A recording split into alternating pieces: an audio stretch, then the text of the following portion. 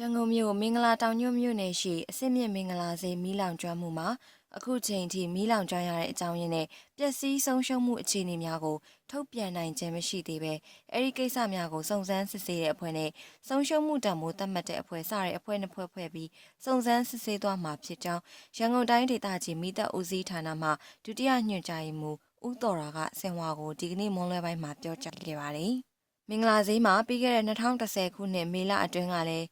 ပထမအကြိမ်မီးအကြီးအကျယ်လောင်ကျွမ်းခဲ့ပြီးတဲ့နောက်ယခုဒုတိယအကြိမ်တကြောပြန်အဖြစ်2016ခုနှစ်ဇန်နဝါရီလ9ရက်နေ့မှာကြီးမားတဲ့မီးလောင်ကျွမ်းမှုထပ်မံဖြစ်ပွားခဲ့ခြင်းဖြစ်ကာ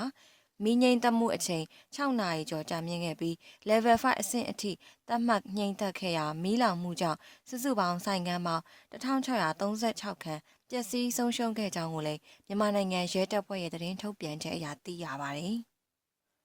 မင်္ဂလာဈေးမီးလောင်မှုဟာမနက်ပိုင်းတနာရီခွဲအချိန်ခန့်မှာဈေးရဲ့စတုထထက်ကစတင်လောင်ကျွမ်းခဲ့ပြီးမြန်မာနိုင်ငံမီးတပ်တပ်ဖွဲ့မှမီးငိမ့်သက်ရင်60ခန့်မီးသက်ရေသက်ရင်30ခန့်အထောက်အကူပြုရင်18စီးလှေကားတင်ရင်6စီးတူနာတင်ရင်19စီးစုစုပေါင်းရင်130ကျော်ခန့်